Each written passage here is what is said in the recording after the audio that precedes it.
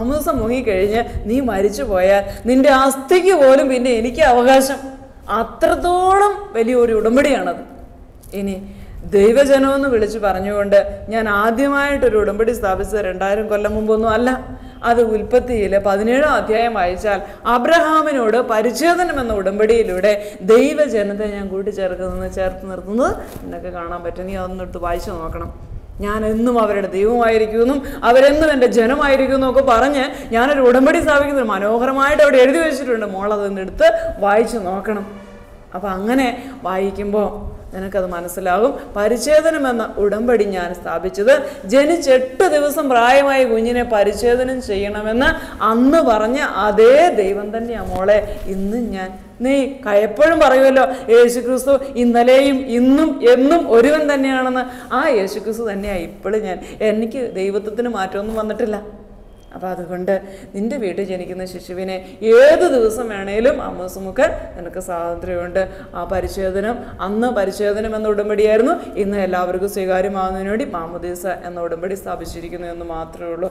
അങ്ങനെ അതിന് ഉടമ്പടിക്ക് മാറ്റമൊന്നും വരുത്തിയിട്ടില്ല. അല്പം പ്രവൃത്തിയിൽ ഒരല്പം മാറ്റം വരുത്തിയിട്ടുണ്ടെന്ന് മാത്രമേ ഉള്ളൂ. പിന്നെ ജനിച്ചിട്ട് ഇന്ന ദിവസം മാമോദിസം വെക്കണമെന്നൊന്നും ഞാൻ ബൈബിളിൽ എഴുതി വെച്ചിട്ടില്ലല്ലോ.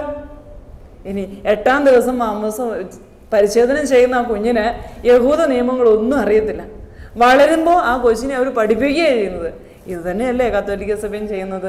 അതുകൊണ്ട് തിരുസഭയുടെ നിയമങ്ങളോ അല്ല അവർ പറയുന്ന കാര്യങ്ങളൊന്നും ഒരു പുതിയ കാര്യമൊന്നുമല്ല. അതൊക്കെ പണ്ടേ ഉണ്ടായിരുന്ന പഴയ നിയമത്തിൽ തുടങ്ങി വെച്ചു എല്ലാം. എന്നിട്ട് പുതിയ നിയമത്തിൽ അത് പൂർത്തിയാക്കി. അപ്പം അതുകൊണ്ട് ഇത് തിരുസഭ കണ്ടുപിടിച്ച ഒരു പുതിയ കാര്യമായിട്ടൊന്നും മോള് വിചാരിക്കണ്ട കേട്ടോ. തിരുസഭയെ നയിക്കുന്നത് പരിശുദ്ധാത്മാവാണ്. മോള് കത്തോലിക്ക സഭയിലേക്ക് മടങ്ങി വരിക. എന്നിട്ട് എൻ്റെ സഭയിൽ ചേർന്ന് മാമോദിസ സ്വീകരിക്കുമ്പോൾ എൻ്റെ അമ്മയുടെ പേര് പറയാനായിരുന്നു നിനക്ക് ഏറ്റവും കൂടുതൽ വിഷമം. അതുകൊണ്ട് എൻ്റെ അമ്മയുടെ പേര് തന്നെ സ്വീകരിക്കണം. മരിയ എന്ന പേര് സ്വീകരിച്ച് അമ്മയുടെ പേര് സ്വീകരിച്ച് നീ മാമോദിസ മുങ്ങി കത്തോലിക്ക തിരുസഭയുടെ അംഗമായി തീരണം. തിരുസഭയ്ക്ക് തെറ്റുപറ്റിയാൽ ഞാൻ തിരുത്തിക്കൊള്ളാം, നീ തിരുത്തണ്ട. തിരുസഭയെ നയിക്കുന്നത് പരിശുദ്ധാത്മാവാണ്. തിരുസഭ എന്തു പറയുന്നോ അത് നീ അനുസരിക്കണം. തിരുസഭയെ നയിക്കുന്നത് പരിശുദ്ധാത്മാവായതുകൊണ്ടാണ് ഞാൻ അതങ്ങനെ പറയുന്നത്. കാരണം തിരുസഭ കുറച്ച് നിയമങ്ങളൊക്കെ എഴുതി ഉണ്ടാക്കിയിട്ട് അതുകൊണ്ട് ഈ പരിശുദ്ധാത്മാവിൻ്റെ കൊണ്ടേ കൊടുത്ത് സീലിയിക്കുകയല്ല ചെയ്യുന്നത്. പിന്നെയോ പരിശുദ്ധാത്മാവ് തിരുസഭയെ പഠിപ്പിക്കുകയാണ് ചെയ്യുന്നത്. അപ്പം അതുകൊണ്ട് തിരുസഭ എന്തെങ്കിലും പറഞ്ഞാൽ അത് മുഴുവൻ നീ അനുസരിക്കണം. കാരണം അത് പരിശുദ്ധാത്മാവിൻ്റെ ഇഷ്ടമാണ്. മാമോദിസ സ്വീകരിച്ചുകൊള്ളുക, അമ്മയുടെ പേര് സ്വീകരിച്ചുകൊള്ളാൻ പറഞ്ഞു. അപ്പം ഞാൻ പറഞ്ഞു ഈശോയെ ഇപ്പോൾ എനിക്ക് കാര്യം മനസ്സിലായി, ഞാൻ മാമോദിസ സ്വീകരിക്കാം, മാതാവിൻ്റെ പേര് വിടാം. പക്ഷേ എനിക്കൊരു സംശയം, ഇങ്ങനെ മുങ്ങിക്കഴിഞ്ഞ് മാമോദിസ മുങ്ങിയോ പള്ളിയിൽ പോകണം, ഞായറാഴ്ചയെങ്കിലും പോകണം നിർബന്ധം. അങ്ങനെ ഞായറാഴ്ചയെങ്കിലും പള്ളിയിൽ ചെന്ന് കഴിഞ്ഞിട്ടുണ്ടെങ്കിൽ കുർബാന സ്വീകരിക്കണം. കുർബാന എന്ന് പറഞ്ഞൊരു കാര്യമുണ്ട് അവിടെ. അതാ ഏറ്റവും വലിയ തട്ടിപ്പ് അവിടെയാണ് നടക്കുന്നത്. കാരണം ഒരു ഗോതമ്പപ്പം എടുത്ത് അതിനകത്ത് യേശുക്രിസ്തു ജീവിക്കുന്നെന്നും പറഞ്ഞ് തരും. അതെങ്ങനെ വിശ്വസിക്കാനാണ്? യേശു അങ്ങനെ ഒരു അപ്പത്തിനകത്താണോ ഇരിക്കുന്നത്? അത് വലിയ തട്ടിപ്പില്ലേ? കർത്താവ് നിൻ്റെ ഓർമ്മയ്ക്ക് വേണ്ടി ചെയ്യാനല്ലേ പറയുന്നത്, അല്ലാതെ ഇങ്ങനെ ബലിയർപ്പിക്കാനാണോ പറഞ്ഞത്? ഈശോ പറഞ്ഞു, എൻ്റെ മോളെ യോഹന്നാൻ്റെ സുവിശേഷം 6-ാം അധ്യായം എന്നെങ്കിലും വായിച്ചിട്ടുണ്ടെങ്കിൽ ഈ ചോദ്യം പോലും മോൾ എന്നോട് ചോദിക്കുകയില്ല. അതുകൊണ്ട് മോൾ ആദ്യം യോഹന്നാൻ്റെ സുവിശേഷം 6-ാം അധ്യായം ഉണ്ടോ എന്ന് നോക്കിയിട്ട് അതൊന്ന് എടുത്ത് വായിച്ചു നോക്ക്. എല്ലാ ബൈബിളിലും അതൊരുപോലെ എഴുതിയിരിക്കുന്നത്. കാരണം ഞാൻ എന്ത് പറഞ്ഞാലും ഒന്നെങ്കിൽ പറയും ഈ ബൈബിളിലില്ലല്ലോ, പുതിയ നിയമത്തിലില്ലല്ലോ, ബൈബിളിലില്ലല്ലോ എന്നൊക്കെ പറയും. അതുകൊണ്ട് ഈശോ ഓരോ ഉത്തരം തരുമ്പോഴും പറയും ഇത് ബൈബിളിലുണ്ട്, ഇത് പുതിയ നിയമത്തിലുണ്ട് എന്ന് പറഞ്ഞിട്ടാണ് ഉത്തരം തരിക. അപ്പോൾ അതുകൊണ്ട് എനിക്ക് പിന്നെ ചോദ്യം ചെയ്യാൻ പറ്റത്തില്ലാത്ത അതുകൊണ്ടാണ്. വചനത്തിൽ നിന്ന് തന്നെയാണ് ഈശോ ഉത്തരം തന്നുകൊണ്ടിരിക്കുന്നത്. അപ്പോൾ ഇങ്ങനെ പറഞ്ഞപ്പോൾ ഈശോ ഇങ്ങനെ ഈ കാര്യങ്ങളെക്കുറിച്ച് പറഞ്ഞു കഴിഞ്ഞപ്പോൾ വീണ്ടും ഈശോ പറഞ്ഞു, മോളെ അന്ന് ജനക്കൂട്ടത്തോട് ഞാനിങ്ങനെ സംസാരിച്ചു, കുർബാനയുടെ കാര്യങ്ങളെക്കുറിച്ചൊക്കെ അവരോട് പറയുകയായിരുന്നു. എൻ്റെ ശരീരം ഭക്ഷിക്കണം, എൻ്റെ രക്തം പാനം ചെയ്യണം എന്നൊക്കെ പറഞ്ഞപ്പോൾ അവർക്കത് മനസ്സിലായില്ല. വലിയ ജനക്കൂട്ടം എൻ്റെ മുമ്പിൽ ഇരുന്നു, അവർ മുഴുവൻ എഴുന്നേറ്റ് പോയി. ഒടുവിൽ ഏതാനും പേര് മാത്രം എൻ്റെ മുമ്പിൽ അവശേഷിച്ചു. എൻ്റെ മുമ്പിൽ നിന്ന് ഞാൻ പറയുന്നത് കേട്ടുകൊണ്ടിരിക്കുന്ന ജനം എൻ്റെ മുമ്പിൽ നിന്ന് എഴുന്നേറ്റ് പോവുകയാണ്. അപ്പോൾ പിന്നെ നിൻ്റെ മുമ്പിൽ നിന്ന് എഴുന്നേറ്റ് പോവുകയല്ലേ? വിശുദ്ധ കുർബാനയെക്കുറിച്ച് നീ പറയുമ്പോൾ നിൻ്റെ മുമ്പിൽ നിന്ന് വേണ്ടി ചിലപ്പോൾ എഴുന്നേറ്റ് പോകും. എൻ്റെ മുമ്പിൽ നിന്ന് അവർ എഴുന്നേറ്റ് പോയതാണ്. അപ്പോൾ അതുകൊണ്ട് ഇവരിങ്ങനെ എഴുന്നേറ്റ് പോയി. ഒടുവിൽ വളരെ കുറച്ച് പേര് മാത്രം അവശേഷിച്ചു. അപ്പോൾ അവശേഷിച്ചവരോട് ഞാൻ എന്താ ചോദിച്ചെന്നറിയോ? നിങ്ങളും പോകാൻ ആഗ്രഹിക്കുന്നുവോ? തിരുസഭ വിട്ടു പോകണമെന്ന് പറഞ്ഞ് നിർബന്ധിച്ച് ഇറങ്ങി പോകുന്നവരോട് എനിക്ക് ഒരൊറ്റ ചോദ്യം ചോദിക്കാനുള്ളൂ, നിങ്ങളും പോകാൻ ആഗ്രഹിക്കുന്നു? കാരണം ദിവ്യകാരുണ്യം ഒരു ദൈവിക രഹസ്യമാണ്. എൻ്റെ പിതാവിൽ നിന്ന് കൃപ ലഭിച്ചവരല്ലാതെ ആരും അത് മനസ്സിലാക്കുകയില്ല. അത്ര വലിയ രഹസ്യമാണത്. അത് അന്നങ്ങനെ പോയിക്കൊണ്ടിരുന്നവരെയൊക്കെ ഞാൻ തിരിച്ചു വിളിച്ചില്ല. ഇങ്ങ് വന്നേ മക്കളെ, ഇവിടെ ഇങ്ങ് വന്നേ, ഇതിനകത്ത് ഞാനിങ്ങനെ അപ്പത്തിനകത്ത് മറഞ്ഞിരിക്കുകയാണ് കേട്ടോ. കുറച്ച് കഴിയുമ്പോൾ വൈദികരുണ്ടാകും, പിന്നെ അത് കൂതാശയാകും, അന്ന് ഓസ്തിക്കകത്ത് ഞാനിങ്ങനെ മറഞ്ഞിരുന്നു നിങ്ങളുടെ ഉള്ളിലേക്ക് വരുമെന്നൊന്നും പറഞ്ഞ് ഞാൻ ആർക്കും വിശദീകരിച്ചു കൊടുത്തില്ല. ഞാൻ ഒരു ചോദ്യം ചോദിച്ചുള്ളൂ, നിങ്ങളും പോകാൻ ആഗ്രഹിക്കുന്നുവോ? നിന്നോടും അതുകൊണ്ട് ഞാൻ അത് തന്നെ ചോദിക്കുള്ളൂ, പോകാൻ ആഗ്രഹമുണ്ടോ നിനക്ക്? ഇനി എൻ്റെ ശരീരം യഥാർത്ഥ ഭക്ഷണമാണെന്നും എൻ്റെ രക്തം യഥാർത്ഥ പാനീയമാണെന്ന് ഞാൻ പറഞ്ഞിരുന്നില്ലേ? എൻ്റെ ശരീരം ഭക്ഷിക്കുക, എൻ്റെ രക്തം പാനം ചെയ്യണം എന്നല്ലേ ഞാൻ പറഞ്ഞത്? അതോ ഈ അപ്പം എടുത്ത് ഉയർത്തിയിട്ട് ഞാൻ എന്താ പറഞ്ഞത്? ഇതെൻ്റെ ശരീരത്തിന് പകരമുള്ള അപ്പം എന്നാണോ പറഞ്ഞത്? അല്ല, ഞാൻ പറഞ്ഞത് എൻ്റെ ശരീരമാകുന്നു എന്നാണ് പറഞ്ഞത്. എനിക്ക് വേണേ പറയായിരുന്നു അങ്ങനെ. നീ ഇപ്പം അല്ലേ, എനിക്കറിയാം നീ പിന്നെ ഇങ്ങനെ പറയുമെന്ന്. വേണമെങ്കിൽ ഇതെൻ്റെ ശരീരത്തിന് പകരമുള്ള അപ്പമാണ്, ഇതിനകത്ത് ഞാൻ ഒളിച്ചിരിപ്പുണ്ടെന്നല്ല പറഞ്ഞു, ഇത് എൻ്റെ ശരീരമാണെന്നാണ് പറഞ്ഞത്. അതെൻ്റെ കയ്യിലിരിക്കുന്ന അപ്പമാണെന്ന് എനിക്കറിയത്തില്ലേ? അത് കണ്ടുകൊണ്ടിരിക്കുന്ന ശിഷ്യന്മാർ അപ്പമായിട്ട് തന്നെയാണ് കണ്ടത്. പക്ഷെ അവരാരും എന്നോട് ചോദിച്ചില്ല, കർത്താവ് ഇത് അപ്പമാണല്ലോ, ഇതിൻ്റെ ശരീരമല്ലേ എന്ന് അവരെന്നോട് ചോദിച്ചില്ല. കാരണം അവർ വിശ്വാസികളായിരുന്നു. ഞാൻ പറയുന്നത് അത് അങ്ങനെ തന്നെയാണെന്ന് അവർ വിശ്വസിച്ചു. അത് അപ്പമായിട്ട് ഇരുന്നാലും ശരി, മാംസമാണെന്ന് പറഞ്ഞാൽ മാംസമാണ്.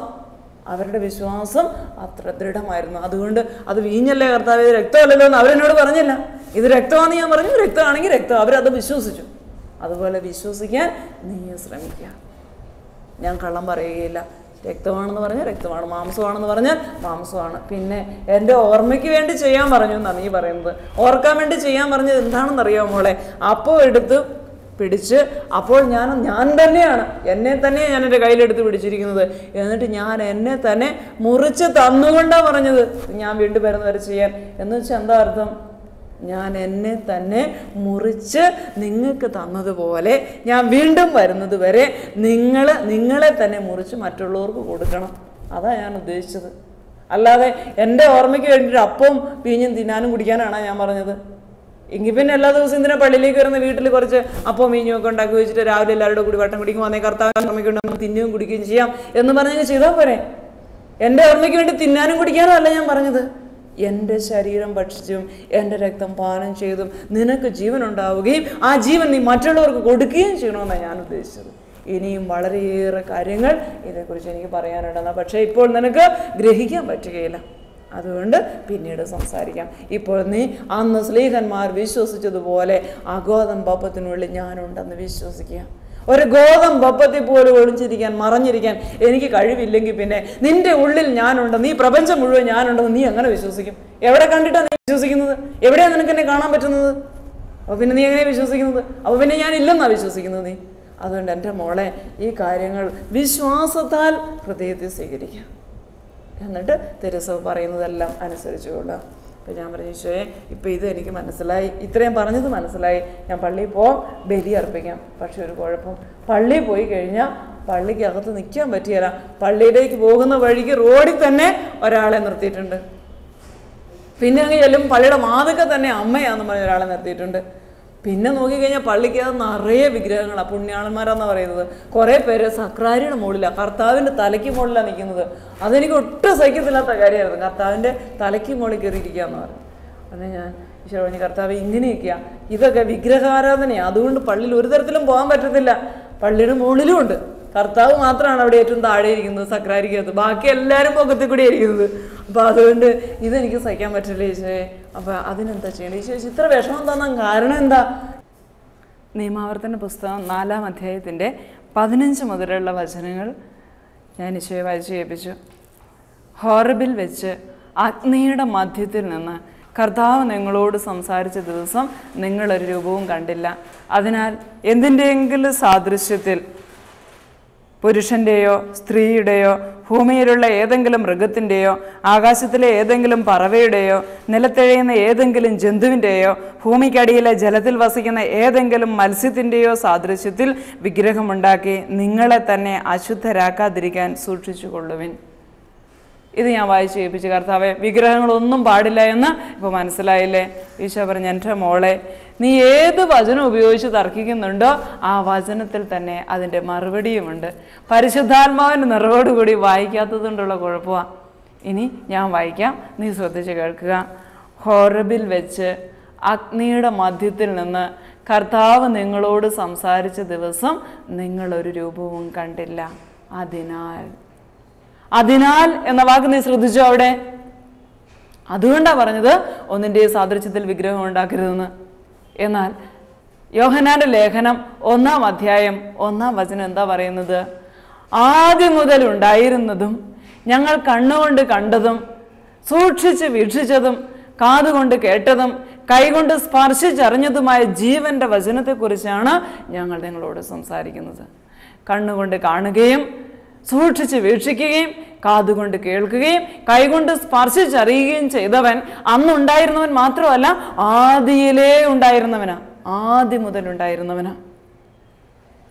അപ്പം അതുകൊണ്ട് പരിശുദ്ധ ത്രിത്വം തങ്ങളെ തന്നെ നിങ്ങൾക്ക് വെളിപ്പെടുത്തി തന്നിട്ട് ഇനിയും കണ്ടില്ല എന്ന് പറയുന്നു.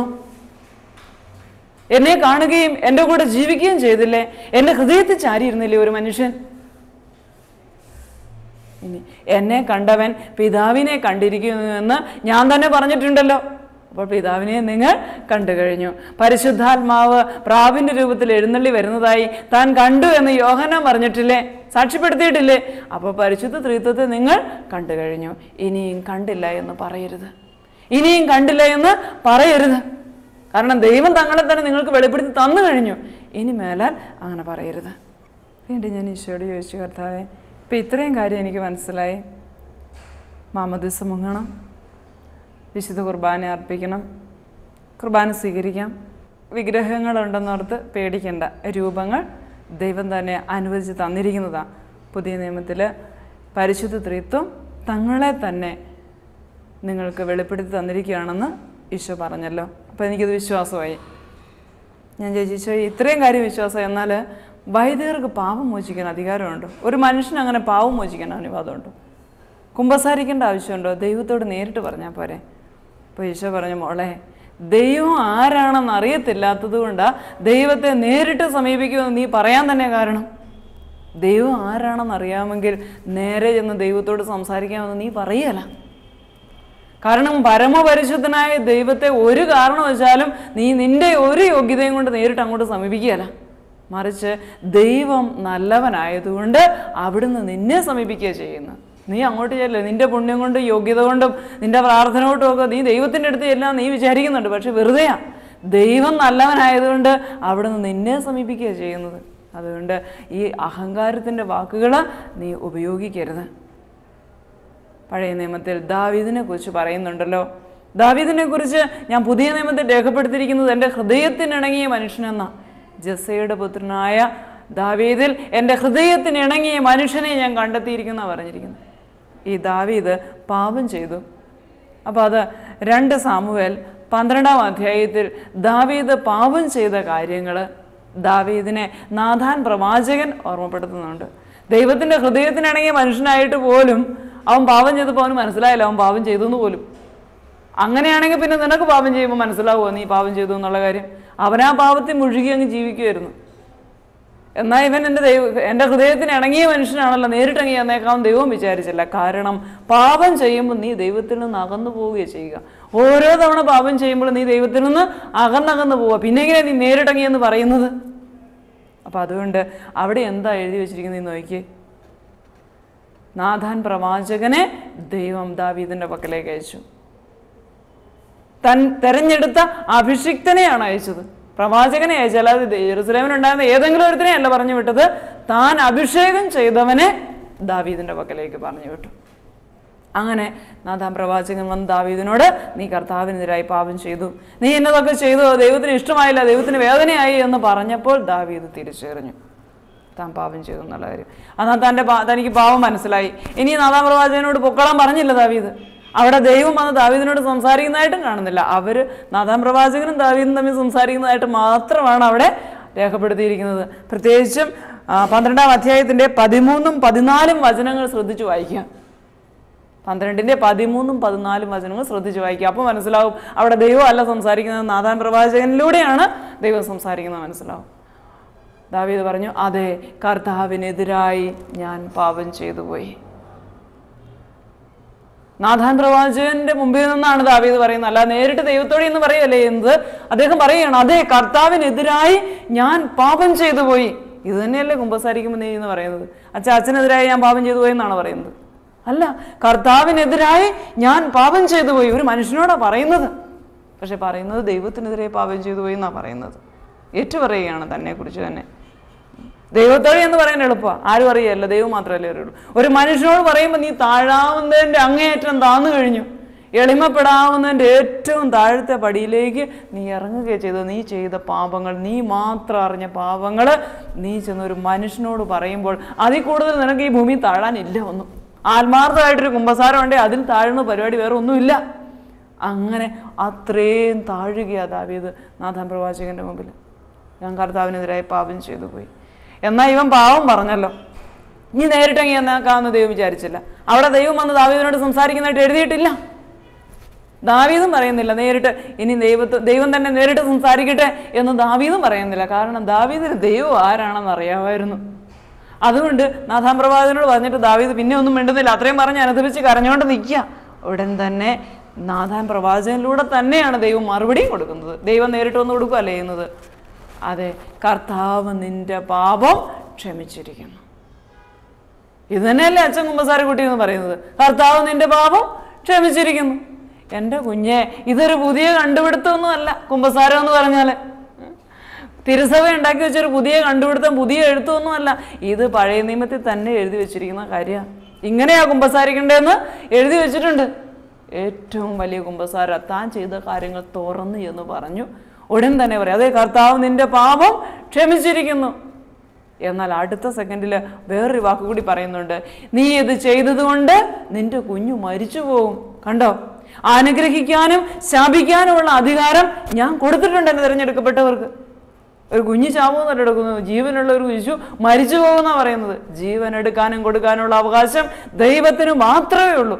അപ്പോൾ ദൈവം അതിനും കൂടി അധികാരം കൊടുത്താണ് പ്രവാചകനെ അങ്ങോട്ട് വിട്ടത്. ദൈവത്തോട് ചോദിച്ചിട്ട് വന്നിട്ട് പറയുമെന്നല്ല ചെയ്തത് പ്രവാചകൻ, അപ്പോൾ പറയുകയാണ് ചെയ്തത്. ദൈവവുമായിട്ട് നിരന്തരമായി ഹൃദയബന്ധം ദൈവം തിരഞ്ഞെടുത്തവർക്ക് അഭിഷിക്തർക്ക് ഉണ്ടായിരിക്കും. അതുകൊണ്ട് ഞാൻ എൻ്റെ അഭിഷിക്തരെ തിരഞ്ഞെടുത്ത് ശിഷ്യന്മാരെ അയച്ചപ്പോൾ ഞാൻ അവരോട് എന്താ പറഞ്ഞത്? ഇതാ സകല അധികാരവും ഞാൻ നിങ്ങൾക്ക് നൽകിയിരിക്കുന്നു. ഒരു കുറച്ച് കുമ്പസാരിപ്പിക്കാനുള്ളത് മാറ്റി വെച്ചിരിക്കുന്നു, അല്ലെങ്കിൽ മാംസം മുക്കാൻ കുറച്ച് പാവം മോചിക്കാൻ മാറ്റി വെച്ചിരിക്കുന്നു ഒന്നും പറഞ്ഞിട്ടില്ല. സകല അധികാരവും നിങ്ങൾക്ക് നൽകിയിരിക്കുന്നു പറഞ്ഞു. അപ്പോൾ പിന്നെ നിന്റെ ഒരു പാവം മോചിക്കാൻ പോലും വൈദികന് അധികാരമില്ലെന്നാണ് നീ വിശ്വസിക്കുന്നെങ്കിൽ പിന്നെ നിന്റെ സകല പാവങ്ങൾക്കും മോചനം കിട്ടണം മാമോദിസ തരുമ്പോൾ നീ എങ്ങനെ വിശ്വസിക്കാതെ മോചിക്കാൻ പറ്റുമെന്ന്? ഒരു കുഞ്ഞു പാവം പറയുമ്പോൾ അത് മോചിക്കാൻ അവന് കഴിവില്ല, പിന്നെ അതിലും വലിയ നിന്റെ ജീവിതത്തിലെ മുഴുവൻ പാവങ്ങൾക്ക് മോചനം തരാൻ ഒരു വൈദികന് എങ്ങനെ കഴിയും? നീ ഇവനെ എന്ത് വിശ്വസിച്ചാൽ മാമോദിസ സ്വീകരിക്കാൻ പോകുന്നത്? ഒരു മനുഷ്യൻ്റെ അടുത്തേക്ക് എന്ത് വിചാരിച്ചിട്ടാണ് മുങ്ങാൻ പോകുന്നത്? ദൈവം സകല അധികാരവും നൽകി അയച്ചത് എല്ലാവരെയും അല്ല, തൻ്റെ തിരഞ്ഞെടുക്കപ്പെട്ട അഭിഷിക്തരെയാണ് സകല അധികാരം, ശിഷ്യന്മാരെ അയച്ചത്. എല്ലാ അധികാരവും കൊടുത്തു വിട്ടു. അല്ലാതെ അവിടെ മലയിൽ പ്രസംഗം കേൾക്കാൻ വന്ന എല്ലാവരെയും കൂടി വിളിച്ച് നിങ്ങൾക്ക് ഞാൻ എല്ലാ അധികാരവും തന്നു വിട്ടു എന്ന് പറഞ്ഞ് വിട്ടില്ല ഈശോ. എന്നാൽ ശിഷ്യന്മാരെ വിളിച്ചിട്ട് പറഞ്ഞ് ഞാൻ നിങ്ങൾക്ക് സകല അധികാരവും തന്നിരിക്കുന്നു. അപ്പം അത് കാര്യങ്ങളൊക്കെ മോള് ശ്രദ്ധിച്ച് വായിച്ചു നോക്ക്. തിരുസഭ ഈ കുമ്പസാരവും എല്ലാം നിനക്ക് വേണ്ടി ഒരുക്കിയിരിക്കുന്നത്. ആ പുതിയ കണ്ടുപിടുത്തമൊന്നുമല്ല, പഴയ നിയമത്തിൽ തൊട്ടേ ഉണ്ട്. പുതിയ നിയമത്തിൽ ഇതാ പുരോഹിതർക്ക് അധികാരമുണ്ട്. അതുകൊണ്ട് പോയി കുമ്പസാരിക്കണം. നിനക്ക് എളിമപ്പെടുവാനുള്ള നല്ല അവസരമാണ്. നിന്റെ ദൈവവുമായിട്ട് അനുരഞ്ജനപ്പെടാനുള്ള അവസരം നഷ്ടപ്പെടുത്തി കളയരുത്. പരിശുദ്ധാത്മാവ് കൂദാശകളിലൂടെ നിനക്ക് വേണ്ടി എല്ലാം തിരുസഭയിൽ ക്രമീകരിച്ചിട്ടുണ്ട്. അതെല്ലാം നീ സ്വീകരിച്ചു കൊള്ളുക. നല്ലൊരു കുമ്പസാരത്തിലൂടെ മാത്രമേ നല്ലൊരു ബലി അർപ്പിക്കാൻ നിനക്ക് പറ്റുകയുള്ളൂ എന്ന കാര്യം പിന്നീട് ഞാൻ നിന്നോട് സംസാരിക്കാം. ഇപ്പം നിനക്ക് അത്രയും പറഞ്ഞാൽ ഗ്രഹിക്കാൻ പറ്റുകയില്ല. ഇപ്പോൾ ഇത്രയും മനസ്സിലായാൽ മതി. കുമ്പസാരിച്ചു കൊള്ളുക ആത്മാർത്ഥമായി. ഞാൻ പറഞ്ഞു ഇതെനിക്ക് വിശ്വാസമായി, ഇനി കുമ്പസാരിക്കാം. നേരിട്ട് ദൈവത്തോട് പറയുമെന്ന് ഇനി ഞാൻ പറയുകയില്ല.